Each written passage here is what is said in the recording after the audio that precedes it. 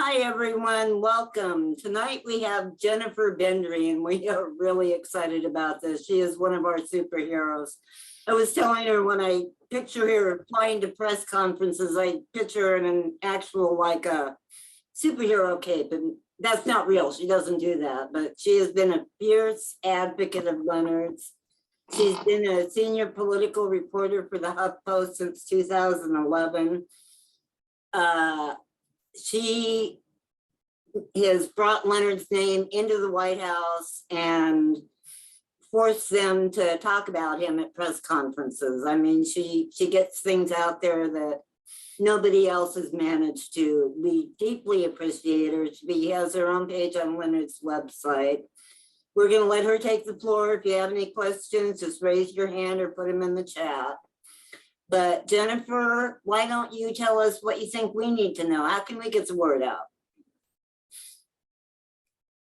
Well, first of all, hi, everybody. Thanks for letting me join your virtual meeting. So just so you know where I'm coming from, I'm a politics reporter. I have been for a long time, for like 20 years or something, but I was in Texas for a while covering Texas politics, but then I came to DC in 2006. So I've been doing national politics since 2006. So what is that? 17 years. So there's 16 years. What day is it? I don't know. I'm very tired right now. But yeah, so I'm a politics reporter. So I come to Leonard's story not as an advocate, but as a journalist who is trying to understand why this person is still in jail. So I think the stories I do certainly make it clear that it is not, it seems insane that Leonard Peltier is still in jail, and I can go through the reasons why, but all of you guys probably know everything that I would say. But I just want to make that point that I come to this topic as a journalist. So I'm not necessarily here to tell you guys how to advocate for him per se, or how to make yourselves heard. I feel like that's your department. From where I'm working, I'm in the Senate a lot. I'm in the House of Representatives a lot. And I ask politicians about Leonard, and I ask them if they know who he is. I ask them, if they don't know who he is, I give them a quick sentence about who he is, a sentence or two. Some of them have followed up with me and have since publicly said that it's time for him to go home. But and there are some members of Congress who have been calling for him to go home for a few years. They've written letters. You guys have probably all seen these letters. But I'm relatively new to writing about Leonard. I think I started about a year or so ago, but I've written a lot since then. So it might feel like I've been covering him for a while, but it's actually only been like a year. But I recently went back and looked, and I think I've written 15 stories about him, which is crazy because I'm a politics reporter. I cover all this week. Today I was covering breaking news about Nancy Pelosi stepping down. Or yesterday I was covering breaking news about Mitch McConnell getting reelected in the Senate as the Republican leader. So that's more my wheelhouse. So Leonard is kind of this thing that I've kind of taken on the side that falls under my umbrella as a political reporter, but isn't necessarily the thing I normally would be reporting on. But I suppose I've gotten pulled into his story in a way that some of you have too, where I learned about what has happened with him. And the more I learned, the more insane it felt. And the more I learned from there, it made it seem even more outrageous. And I just, every question I had wasn't answered. There was no answer to why this person is still in jail. So then I met Leonard's attorney, Kevin, and we've talked a lot, and I've understood his case, the actual history of his imprisonment, from a legal standpoint much better now. And I've met a lot of the people who've been following his situation for decades. I've interviewed politicians about him. I've made a point to try to elevate people's voices when they talk about him. I interviewed Stephen Van Zandt recently, kind of on a whim, just to bring a high profile person into the narrative who has advocated for Leonard's clemency for a long time. So that's kind of where I come at this. Like I look for news angles on ways to talk about why this feels just inexplicable and like a throwback to a different era of our justice system that people just want to move on from. So that's just giving you a sense of where I come from on this topic. So I assume that most of the people I see here on the screen are longtime friends or advocates or activists in support of Leonard. I'm just, thank you for letting me come to your meeting. I'm not sure what I can share with you that will make you interested or excited, but I'm here to share the things that I work on and what I'm thinking about going forward. I'd like to know what other the senators and the Congress people that you speak to that are not aware of what is involved in this case. What do they have to say? Are they open to hearing about it, or have they already made their minds up? I think covering Congress is kind of intense because there's a lot of issues going on all the time. And I think it's safe to say that most people do not know who Leonard Peltier is in Congress. And if they do, they know next to nothing about his case, and they know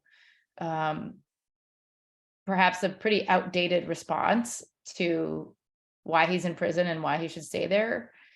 So it's not like people are talking about him. They're not. They're really not. I spent one day, maybe 6 months ago, maybe longer, literally just walking through in the Senate. There's a Senate train that takes senators from the Senate buildings directly to the Senate chamber when they have to vote. It's like a private little train system for them. And so as a reporter, like we all stand around by the train stop when they have to come off so we can get them all. On Tuesdays in particular, that's a day when reporters go wait by the trains, because Tuesdays, senators have lunch together every Tuesday. So that's like a prime time for reporters to get senators. They can't avoid us. And so I decided one Tuesday to literally stake out the train stop and grab every single senator I could and just ask, like, hi, do you know, Senator, do you know who Leonard Peltier is? If not, he's an Indigenous rights activist who's been in prison for 47 years. His case was really problematic. There's a real push to grant him clemency, especially now because he's older and he's got some serious health issues. And so that's kind of where I started. And I mean, virtually nobody knew who he was. This was United States senators, and I was targeting Democrats. So it was like Sherrod Brown didn't know who he was. At the time, Mazie Hirono didn't know who he was, but now she does. And she's actually publicly called for him to be granted clemency. So the answer to your question is yes. Aside from the members of Congress who you guys may have seen on public letters in the past few years calling for Leonard to be released or given clemency, there's truly like virtually nobody talking about him in Congress. That's kind of the deal. They're talking about, we just had midterm elections. There's people who just lost. There's people who just won. There's the lame duck session is starting, which means everyone's scrambling to try to get bills passed at the last minute. How many judges can get confirmed before the power dynamic shift? There's a lot of end of year things that happen now, and there's like 10 issues flying around in all directions. There's a mass of reporters constantly crawling the hallways and waiting outside of the House and Senate chambers with questions. So it's kind of a madhouse all the time. And the issue of, Leonard Peltier's clemency really is not something that people are focused on. It's more an issue that a reporter or a lawmaker would need to continually bring up to keep it in people's minds.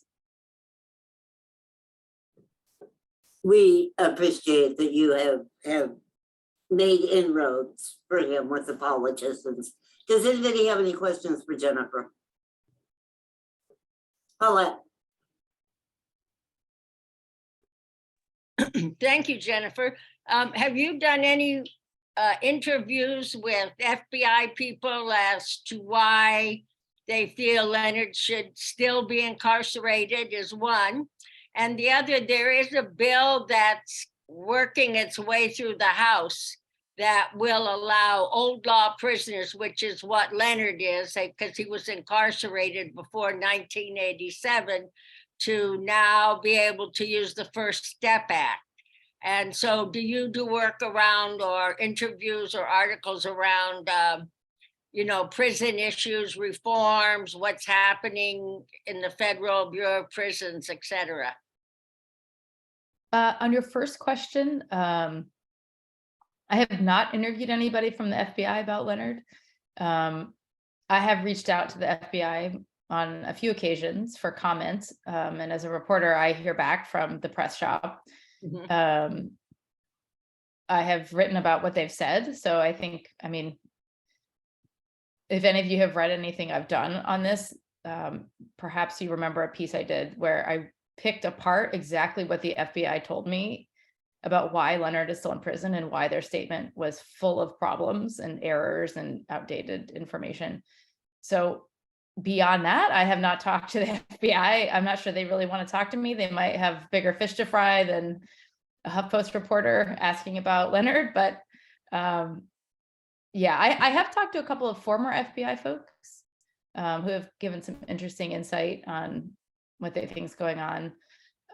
But no, to answer your question, I have not actually sat down and interviewed somebody from the FBI about Leonard, and I don't expect that to happen.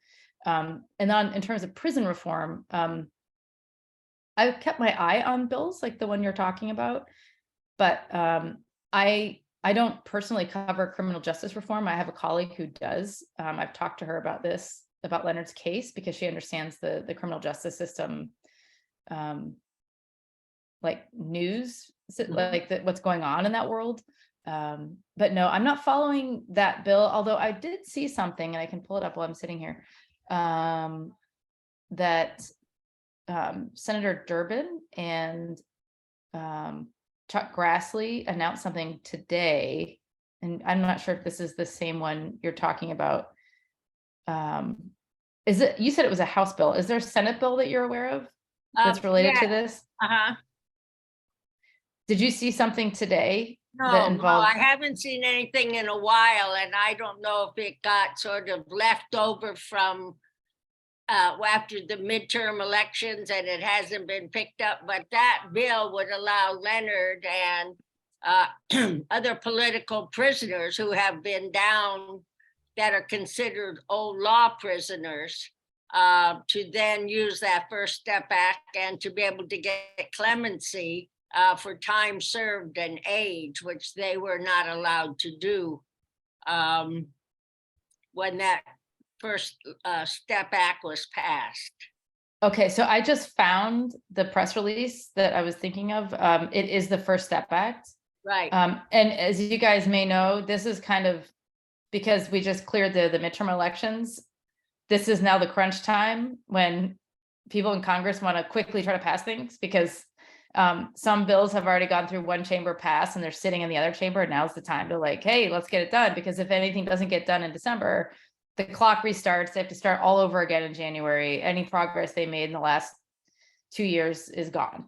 It's not gone, but they just have to start all over. So there's going to be a ton of press release that I get, and just a ton of attention on random issues right now. Like Dick Durbin, for example, is suddenly talking about immigration bills because they'd like to get these things done in December, if possible. But on the First Step Act, I see that yesterday that Dick Durbin and Chuck Grassley called on the Department of Justice to fully, I'm reading this from the press release, to fully implement the earned time credit for eligible prisoners as part of the First Step Act. So that does sound like what you're talking about.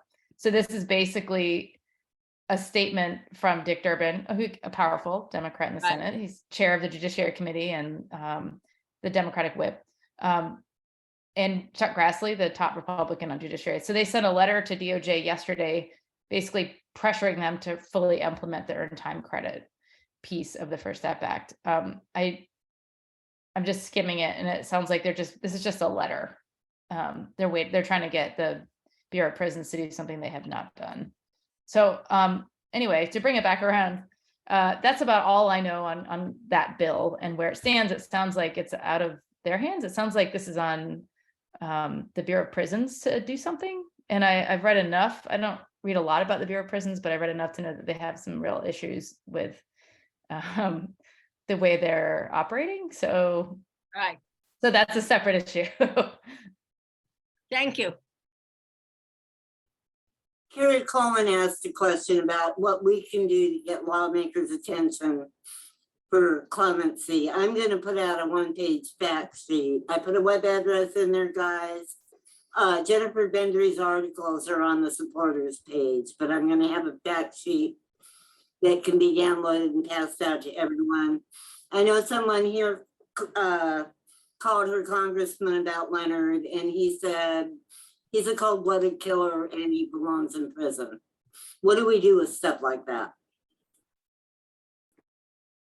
Are you asking me? Yeah. I mean, you Any can't. ideas or? No, I mean, people can say whatever they want. I mean, and some people feel that way. But I mean, I think that what I would say is the best you can do if you're trying to advocate for Leonard is, you know, as a public citizen, is contact your lawmakers. I mean, it's always effective to reach out to your actual representative and not necessarily leadership, because people who want to get reelected care what their constituents think instead of getting an onslaught of messages from Americans, you know. So I mean, that's like doing your civic duty of you know, contacting your elected officials. As corny as that might sound, like that's probably truly the best that you could do. Thank you. I will have a fact sheet available on that website. And Estelle is going to be taking questions from now on.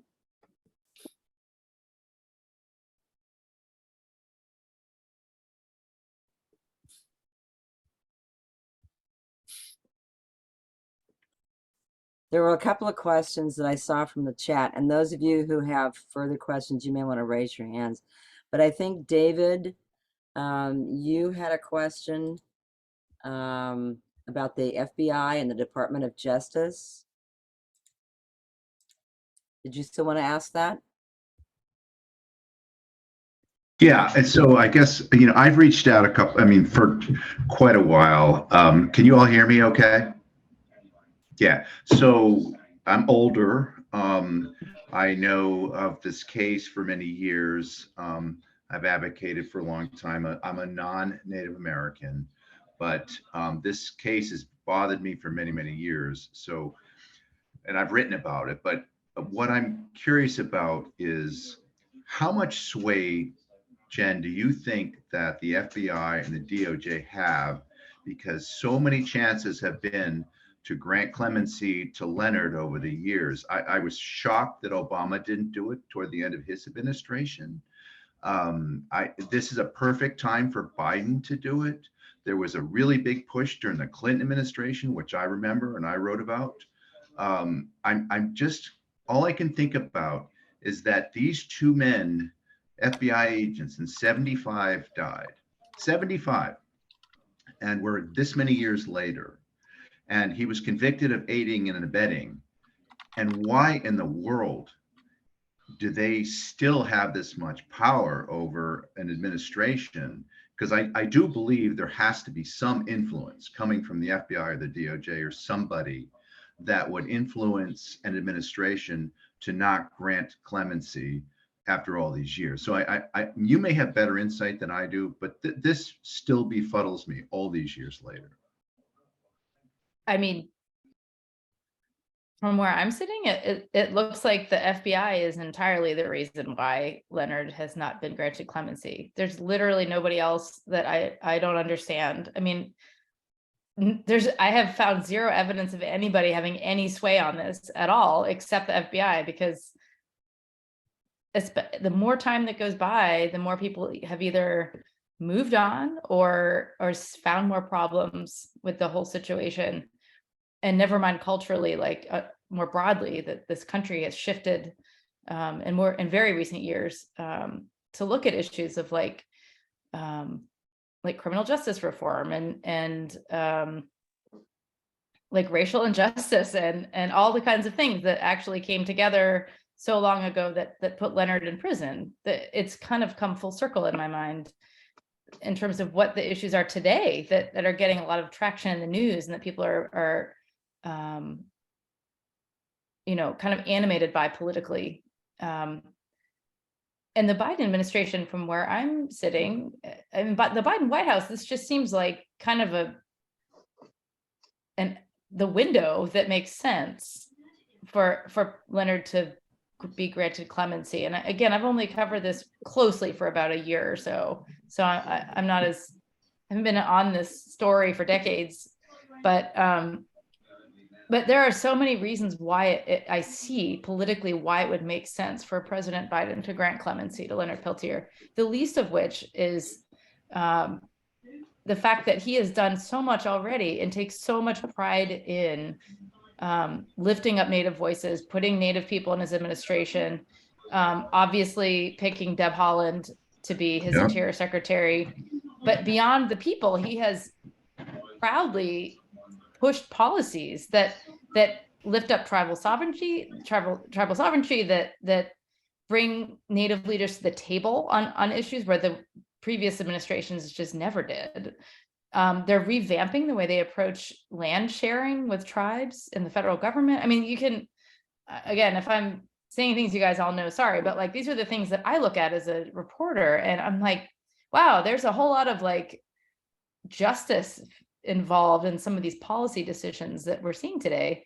And Biden is certainly proud of the fact that he's made this a priority. He puts out statements all the time celebrating Native American History Month and celebrating Indigenous Peoples Day, and touting his tribal conference at the White House that he's like restarted after Trump canceled it. So there's just a lot of moving parts here that seem to, in my mind, look like kind of a perfect storm of factors that make it fairly obvious that he should grant clemency. I don't know. It doesn't seem that complicated. I don't understand the reason why they won't even talk about it.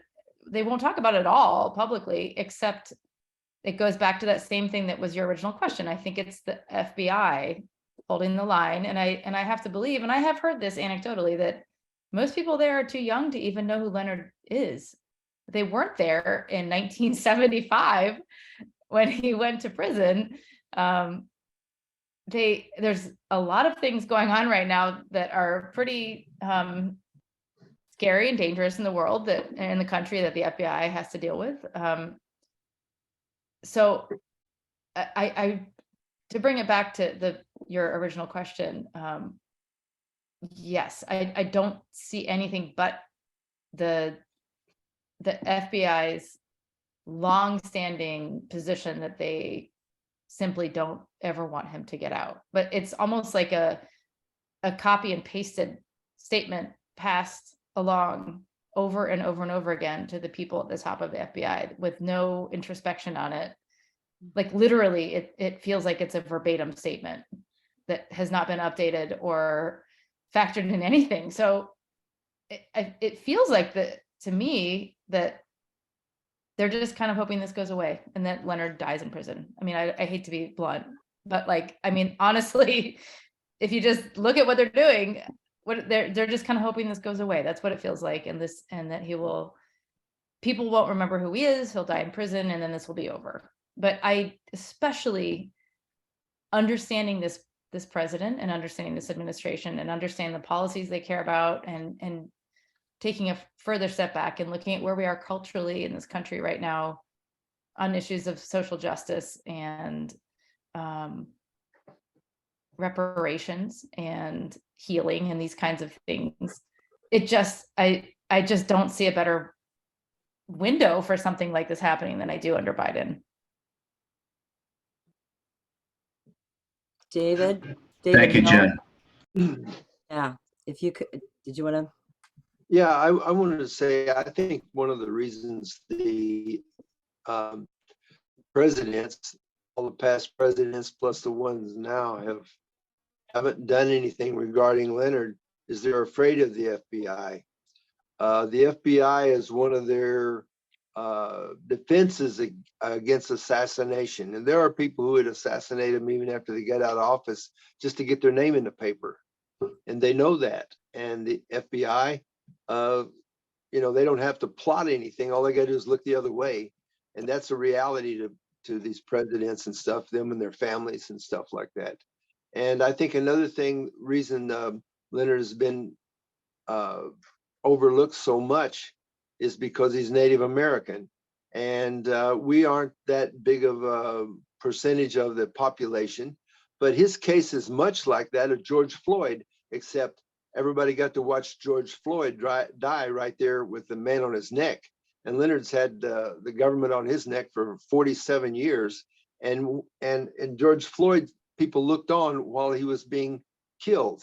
And Leonard's been dying every day, and people look on while he's being killed. But the average non-Indian American doesn't look at us as being Americans on the same level that they are.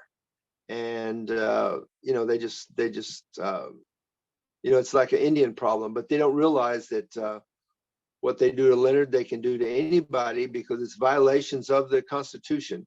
And I think the president's goes back to being afraid of the FBI. Someone once said, political power comes out of the barrel of a gun, and they're afraid of being assassinated and afraid of the FBI might look the other way when something's going down. And I think the FBI is so adamant because they want Leonard to be an example of what could happen to you if you're in an altercation with the FBI, that it doesn't matter what you played there, if somebody's going to go down for it. And in a lot of ways they've made a position there, but they've also allowed or caused Leonard to become international hero of perseverance under pressure and political oppression. He stood strong. He still stands strong. He's been responsible for people learning to network, learning to organize, learning to speak up, and all of those things.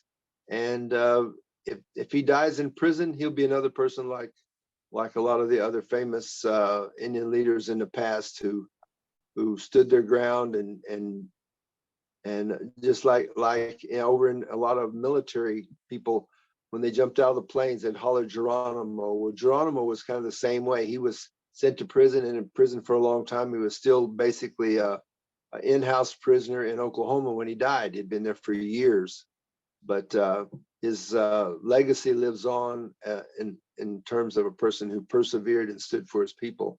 I think that's where Leonard is. I think, I do think if you just boil it down to basics, it feels to me like a lot of this is the FBI trying to save face. I mean, if you just try to wipe away a lot of there's just so much to Leonard's life story that you could, and people have written books about and made films about. But if you just look at it today, I just don't see much beyond the FBI needing to save face, because they would have to admit they screwed up. And they lost 2 agents. And I mean, it's just, to me, there's just some basic behaviors going on that make the most sense, because a lot of other things don't, So I think, Dylan, you had a question. And I think Paulette and Carrie. Hi, everybody. Hello, Jennifer. Thank you so much for coming. I'm a big fan, and thank you so much for all of your work and your advocacy. I'm also not Native, but I did grow up on a reservation, and I'm currently a professor at Los Angeles City College. And we just had Jill Biden as our commencement speaker. And I really wanted to meet her. I didn't get a chance, though, but I just wanted to ask her about Leonard. And you did answer some of the question about the Biden administration, but do you have any idea what Biden personally feels about it? Like, I'd be curious to see what's his reaction when Leonard's name is brought up. And secondly, he says he's concerned about Native issues. He's doing all these things for Native people, but is there a way to convey to him that, while all of these things might be helpful, in my mind, he's not really supportive of Native people if he doesn't pardon Leonard, and he doesn't grasp what that would do. And so what do you think about that? I know Ruth Buffalo did ask him personally, and I'm curious, do you have any insight into what he personally might think about it? I mean, I don't know what he personally thinks about it. I know about Ruth. I saw the video and I know Ruth like asking Biden directly about it, and he referred her to some staffers. I know that's kind of where that ended. Like it was passed, which, it happens at the White House. The question was passed along to some staff, and then it was handled there. And that's it. I don't know how he feels personally about it. One insight that I do have is I know how Patrick Leahy feels about it, the senator from Vermont. He feels perhaps the strongest of anybody in the Senate that Leonard should go home. And he's also known Biden for 50 plus years. They've worked together for 50 plus years, and he meets with him regularly. At least he has. When Biden became president, they've met fairly often for various things. And Senator Leahy told me not too long ago that he planned to bring up Leonard directly with Biden. And that was the most direct contact I've heard of anybody having with the president about Leonard's situation. But Senator Leahy, who is very friendly with the press on Capitol Hill, he shared this with me, but then he said he also wouldn't tell me what Biden told him. He said it like with a laugh. I mean, he's like, yes, I'm going to ask him about Leonard, and also I'm not going to tell you what he says, regardless of what he says. I'm like, okay, thanks. But that did tell me that like it is getting to Biden directly. I mean, I learned it firsthand from the senator. So to answer your first question, I don't know what Biden personally thinks, but I have to think that he sees all the pieces if he understands the situation. And my gut would tell me that he would be sympathetic to this situation and understand Senator Leahy's perspective on it. And on your second question, you said, even though Biden claims to do things for tribes and Native people by not granting clemency to Leonard, then it's like he's not doing anything. Is that what you're saying? Yeah, and that's kind of what I think about Obama, who I think maybe paid a lot of lip service to Native people. And, he's a constitutional lawyer. So even if he is swayed by the FBI, that part of him should have seen that there was no fair trial. He should have been the one. And ironically, Trump, with his feud with the FBI, in a way, like, sure, he could have been the one just to spite the FBI. But yeah, I think, from my perspective, this is a huge issue for Native people. And I believe he's symbolic to the injustice that's taken place. And in my mind, he would be terrible for not pardoning Leonard. So is there any way to somehow convey that to him, maybe through Deb Haaland, or like if he really cared, he would strongly consider and just do this? And also, I want to thank you for the persistence, because I think that is so important, like every day, because Leonard's an old gentleman, it's been 47 years. And I think every day the persistence, I'm hoping that eventually it leads to clemency. So yeah, how could that be conveyed to Biden? How would he react to hearing that? I have a feeling that there are people around Biden who are bringing up Leonard. I just talk to people a lot about Leonard and his situation, and like in DC and among politicians and Flax. And I get the sense that there are people who are making sure to bring up Leonard's case around Biden. It's not like he's in a vacuum. He's just, he's a busy guy. But I do think that this is just my 2 cents. I think politically, and I was just talking to some other folks about this yesterday in detail. Sometimes people in DC will wait to do the right thing because it's more politically advantageous and advantageous. And I personally could see Biden. I'm just, again, this is just my gut. Like, I don't know anything, but I could see it making sense politically for Biden to do something to grant clemency to Leonard when it gets closer to the next presidential election. I know that sounds like crass and it's like pure politics and and it's not that black and white, but that is how things can work sometimes around here. And if you think about it purely from a politics standpoint, which this is a political decision at this point too, to grant clemency to Leonard. I mean, if you can talk all about how he's an elderly man and it's like the injustice of the whole thing, and you know, he's got ailments and it's just wrong anyways, and there's all the reasons why, but it's become so political at this point. Like there's the FBI opposition and the presidents won't do it. Like that's just how it's been. But I could see the timing working out for Biden from a political standpoint if he made this announcement that he was doing this at a time when it would generate a wave of gratitude and enthusiasm among some Native folks around the country that could translate into support for him. I mean, and that sounds, again, extremely crass. Things are not that black and white. It's not how things are necessarily done, but that is a factor. That is how politicians work. And it doesn't have to be seen as dirty. It's just sometimes a practical thing to have timing around decisions. So that's kind of what I'm looking forward to. Like when I think of where this is headed, my eye is on when the presidential campaign season really picks up. And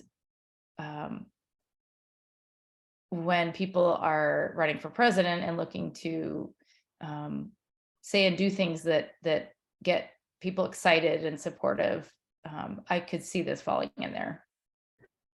Thank you. That does make sense from a political standpoint. It's always about how can the politician benefit. So I do see that. Yes, and I'm not saying like this is entirely what this is about, but I can see that piece because that's just how things shake out sometimes when you're running for the president of the United States or when you're running for the Senate. I mean, people do things. Yeah. And again, I don't want it to sound like so crass because I don't think it's that simple, but it just makes more sense to me that something like this could happen as it gets closer to like the height of campaign season for presidential candidates. Yeah. Thank you so much. Okay, I think, thank you, Dylan, and thank you, Jen. I think Paulette, did you still have a question? Yeah, because you see, I see it just the opposite. I think all these things that Biden has done is like the smoke screen. Oh, we have Native Month, we have this, we have that. And in reality, he's not doing anything. And he's made it very clear that he's a law and order president, and so was Obama. And that was Obama's bottom line, was law and order. And Biden has come out and said, you know, we need more police, the police need more guns, they need more of this, and they need more of that. And I don't see, if Biden says he's going to run again, say, and he loses, then at that time it would be opportune for him to release Leonard. But if he's going to run again, I cannot see him doing it this term, because then he would have all this flack from law and order people, from the FBI, that look what you've done, you let this murderer out, so on and so forth. And politically for him, that is not a plus. Whereas these sort of social things going on in the front of what he's doing, and in the background, he's going farther to the right. I don't see him being a left president at all. And I wasn't at all surprised when Obama didn't let him out, because Obama, when he let out those people that were low-level drugs that had low-level charges, they were all vetted. They were not just released. They had to go through a whole process. And Obama said, no, you know, law and order. And that was his platform. And that's pretty much Biden's, given how far Trump has moved things to the right. And in order to sort of stay in the middle, I don't think Biden is going to let him out unless he loses in a campaign. I mean, you could be right. If I had to put money on it, because I like to make stupid bets, I might bet right now that he does let him out. All right, I'll bet you on that one. I could lose, but I have it's a gut feeling. It just, Right. it's a gut feeling that I can see it happening because of, it's not a hope either. It's like looking at moving parts, looking at his choice in Deb Haaland for Interior Secretary, looking at what that means that he did that, looking at the things that she is doing from a policy standpoint that are pretty remarkable, Right. that in my opinion do not get the press coverage they should be getting, like how significant they are for not just symbolically, like from a policy standpoint, the things they're doing over there are pretty incredible. Beyond that, like the fact that he is reaching out to different tribal communities for like various things the government is trying to get connected to them for. Like it's just, there's stuff that he is doing from the top that's trickling down into his administration that is actual real substantive things to try to lift up Native communities and tribes. He's doing it. I mean, you could be absolutely right, like he's a law and order guy, like he's, you know, he'll never let him out, like he's too old school, he's not really progressive. I get that, but I also look at what he has done since he's become president. And he's an older man, and he's like, and part of me is like, what has he got to lose? He's Right, exactly. he's done it all. He's been in politics forever, and he's finally the freaking president. And times are changing. They have changed dramatically in some ways around issues of racial justice and around issues of reparations and around issues of criminal justice and around a lot of things that are all sort of like tentacles that connect back to a case like Leonard's. There's just a weird circular feeling that I have with Leonard's situation coming full circle with where we are headed, where we are right now in this moment culturally. And I would say on the law and order piece, I hear what you're saying. I also think it's an unusual time to look at who is siding with law and order and who is not, because you've got Republicans led by Trump openly railing against the FBI, endangering their lives to the point where the FBI actually had to put out a statement saying like they're getting death threats and dangerous people trying to do things to the FBI agents at local bureaus, all because Trump has like fueled this idea that they're bad and they're liars and they're out to get him.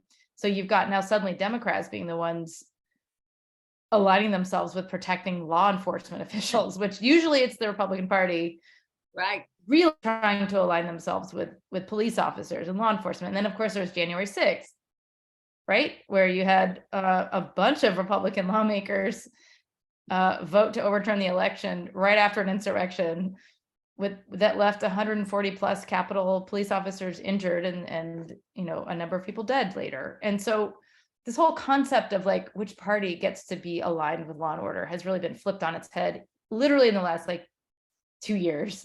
So there's just like a lot of weird stuff, right? Like the Trump effect has kind of flipped a lot of things over, I think, in terms of who is right, you know, who is with law and order, who is, you know, defending democracy, who is, you know, trying to, you know, protect the integrity of our elections, like these very basic democratic principles. I think the January 6th attack, and then the subsequent votes in Congress to reject the outcome of the presidential election, like that's just kind of flipped a lot of things on their head, in my opinion. And so this whole concept of like Biden is law and order, it's like, well, like look at what law and order looks like right now, and who's questioning, you know, the validity of our federal law enforcement officials. So I don't know. I mean, you could be right, Paulette, but I'm a little bit more, I'm a little bit closer to where I feel like things are in this moment. So in this moment, I feel like there's some energy that's shifted, but perhaps you're right, because in the bigger picture, things will stay the same. So we'll see. Maybe I've just done it through too many administrations. Yeah. Yes, and maybe you're steeped in more history that you're considering right now, where I'm feeling in this moment. I'm a Washington, D.C. politics reporter, so I'm like in it, right? So I feel things, I feel dynamics around here as things shift. So I'm kind of close to that, but you may you could also be right that history repeats itself, and whatever I'm feeling is a flash in the pan and nothing changes. So we'll see. So we have a few more questions. Someone asked me to ask you briefly, Jen, about the FBI replying to your email to the pardon attorney's office. Mm-hmm. Can you tell us a little bit about that? Yeah, that was weird. I sent an email to the pardon attorney's office, a pretty standard, boring email, just saying, "Hi, I'm a reporter. I've been reporting on Leonard Peltier's imprisonment. Can you tell me the status of his clemency petition?" Like, and I think I even said something like, I'm new to this process. I'm trying to understand where it is. And is there a timeline that you can give me on when there will be a decision on it? That was an email to the pardon attorney. And then I got an email back from the FBI, which was like, okay, like I didn't write to the FBI. So what? And the FBI replied on that thread, like in that email thread, and said, here's a statement from the FBI. We do not support Leonard Peltier's clemency. Here's our statement. He's a murderer. Like, we don't support this. Thanks. And I was like, what? Like, I didn't ask for your opinion. And also you weren't on this email. Like, what is going on? It's super weird. And then they wrote back again right after that and said, oh, and if you're looking for a statement from the pardon attorney, you should contact the pardon attorney's office. So it was all extremely weird. But I mean, I had to laugh, but I was like, this feels like the Twilight Zone. Like, they just like jumped into an email thread and then told me to go ahead and ask my question again to the person I just asked the question of. So yeah, that happened. And so then I wrote about it. I like wrote all about it, and I said exactly what happened. Just like kind of wanted it all out there, that was weird and kind of a little creepy. But honestly, it was a good opportunity for me to pick apart the FBI's official argument as to why it's maintaining its opposition to clemency for Leonard, because they gave me their full statement, which was like 3 sentences or something, which I hadn't seen before. So I got that. So I put their full statement in the story, and then I picked it apart. I mean, factually, I picked it apart and said why it was some of the things in it were just wrong, like factually incorrect information. Some of the things in it were extremely misleading and intentionally leaving out context to make it seem like something that it wasn't. So it was like a very easy like statement to take a minute and pick apart and show why it actually was complete nonsense, regardless of how you feel about this case. It was just nonsense. So that's what happened there. And that I never would have gotten that full statement. Well, I don't know if I never would have gotten it, but like they sent me their full statement unsolicited. So that happened. Wow. Thank you. I just wanted to throw that in there. Carrie, I know you had a question. Do you still? Carrie Coleman? No? Okay. And I think Catman, I hope I'm saying that right. Catman Bill, you had a question? Thank you. Well, I use that as my stage name, Bill. A question in a sense. I did attend the rally on the after rally in D.C. in front of the White House on Monday. They asked me to come down to present my song, and I leading up to that rally, I scoured the internet looking for any major press releases concerning that, and I saw nothing at all, and it was unfortunate. I'm just wondering. I'd like to present that to Jen.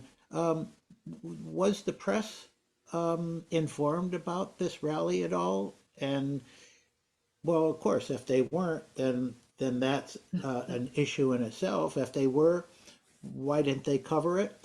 And along with that, we all want Biden to pardon Leonard Peltier, but if there is no poll from the public, you're pushing against the ocean to try to have that happen. You need to generate, a public environment that requests this injustice to be resolved. That's all. Thank you, Jen. Thank you. I would just say that I was at that rally last weekend, the rally after the walk. I think, I mean, to be blunt, like I don't know who was there from the press, but keep in mind that in Washington, D.C., when there's a rally or some kind of event, they happen all the time here. All the time for like literally any issue you can think of. There's an event and a rally and a protest and a march. Like they just happen. You can walk out of your house and there's like an event. Like there's just always something. So I would say, unless there's like a million people coming, a lot of times things are not going to get a lot of press coverage, like from national news outlets, unless like it's literally like the Million Man March or something. So, and also like the issue of Leonard Peltier is just not an issue that gets a lot of national attention, not in the mainstream news, you know, on whether it's like broadcast or print. Like there's just not a lot of people writing about Leonard Peltier. So I'm not surprised. I don't mean for that to sound depressing, but like I'm not surprised there was not a lot of press coverage of the event. I mean, I tweeted about it. I posted pictures about it, but I mean, personally, I didn't write a story about it because I need a news, like I'm a news reporter and this is more of a color piece for me, like to be honest, like to say this happened and to share photos and talk about why it happened. But it's just not a topic that a lot of national reporters are following. They're just not. I see somebody asking, how do we get national attention? The way to get national attention on this, I think, is to have this issue be brought up among people who are in positions of power, like senators and members of Congress, people in the White House, be like nudged on it. I mean, that's my 2 cents. That's why I bring it up like all the time whenever I can. But you know, I don't know. I mean, I ultimately, this is a question of, is the president going to grant clemency to this person or not? That's the question. And the answer, I think, depends on who gets to the president and who he surrounds himself with, how they feel about it and what they're telling him. So I mean, I wish I had a better answer for you, but I don't have a solution for how to, you know, convince Biden to grant clemency here. I just know, I think the best way to, you know, I can say from my vantage point, I try to write about him all the time. And I have an audience where I work. That's all I got. Jen, I have another question from someone here about how would one call for a press conference? We're not that experienced with that kind of thing. How would you call for a press conference? What do you mean? Kimberly, can you elaborate on that, please? Sorry. Well, oftentimes I've seen that there were gatherings and they say there's a press conference, but oftentimes there's no press there. Like, what is the formal procedure for going to request the press or to invite the press? Well, it depends. Are you talking about having a press conference in DC to get national press to come to it? Is that what you mean? Are you talking about like in a state or like where? Like both. Okay. Like I just noticed a lot of rallies, just they'll say it's a press conference and I look and there's never any press there. I'm thinking like, are they doing it wrong or how do we do it correctly? I mean, I'll be honest with you, like people have press conferences all the time, at least in DC, all the freaking time. Every national nonprofit organization is in Washington, DC. They all have press conferences. They all have events. They all want you to come and promote their issues. I mean, the best way you're going to get, I can only speak to Washington, DC, like the best way you're going to get national news outlets to cover them is if you get, you know, well-known figures at them, like politicians. You know, if you got Senator Leahy at an event with you, or Senator Elizabeth Warren, or someone saying celebrities. I mean, celebrities, yes. I mean, you need the hook. You need something that people are going to want to come see, you know, versus like, I'm having an event, you should come. Like, you need to show that there's like a news angle. You know what I mean? Like there's a prominent person speaking on this issue. That's going to get national press there.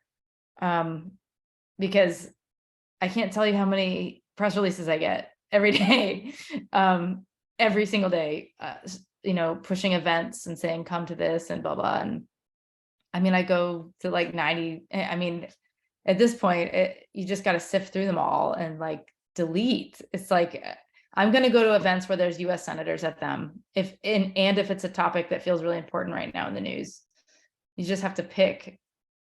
So that's, if you're asking me, how can you get people to come to a press event on this topic? You've got to think about your target audience. If it's in DC, I would think you need to get some politicians to be there with you.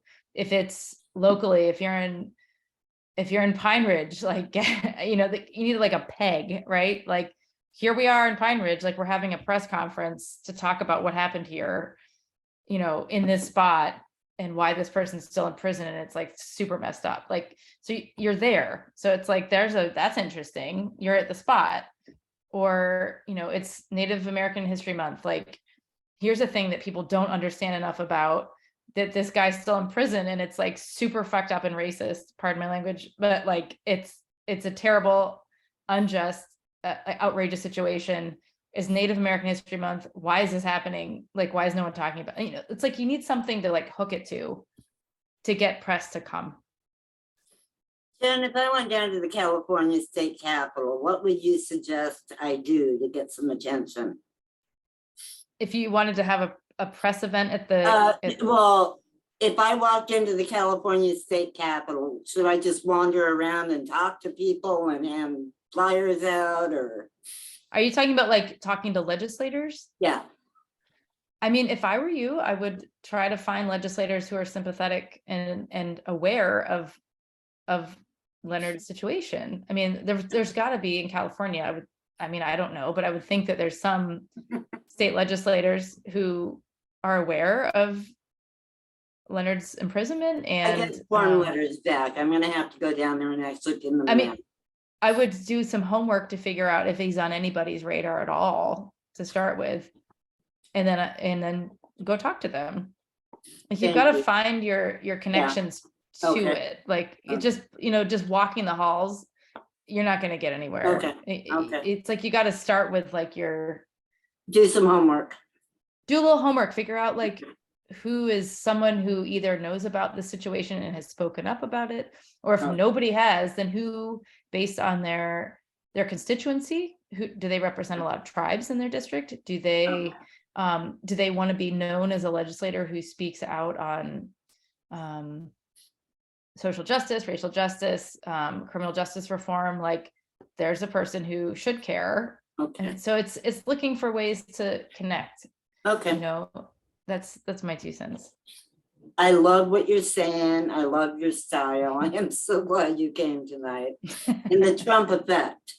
And Dawn, you want to go to the press club, not the end of the rally. You go to, in DC, you would go to the press club, you would invite certain people, and like she said, you invite like a senator or a congressman to come and talk about Leonard's issue, or Sharp. But a rally is not going to be where you're going to have your press conference. Yeah, I'm not thinking about a rally. I'm thinking about targeting someone, but she gave me some ideas, so I'll find someone to target. Right, same way in Sacramento, when we lived there, there's a press club where you can go, you rent and invite ABC, NBC, and you get your congressman from your district.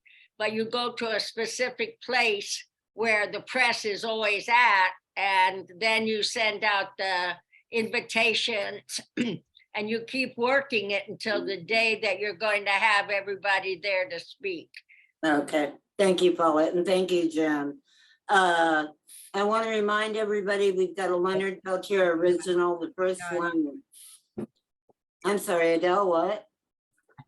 I didn't want to interrupt, but before we adjourn, definitely want to thank Jen, but I want to see if Lenny, if you would mind seeing us out with a prayer at the end. I was going to do the announcements and then that, but we can do Right. that. No, that's cool. I just wanted to throw that in. Thank you.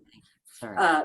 We've got a Leonard Peltier original, first one in 3 years, up for auction. It's on the website, freeleonardpeltiernow.com. We've got a couple of fundraisers going on. We are going to be starting one for the kids on Pine Ridge. Don't forget to subscribe to the YouTube channel. Jen, you are absolutely epic. And Lenny, would you mind bringing us home? Thank you. That was, can you hear me? That was Yeah. a good presentation by Jennifer. Thank you, and keep up the good work, and all of you. And I'll say a short blessing way prayer in my language, so bear with me.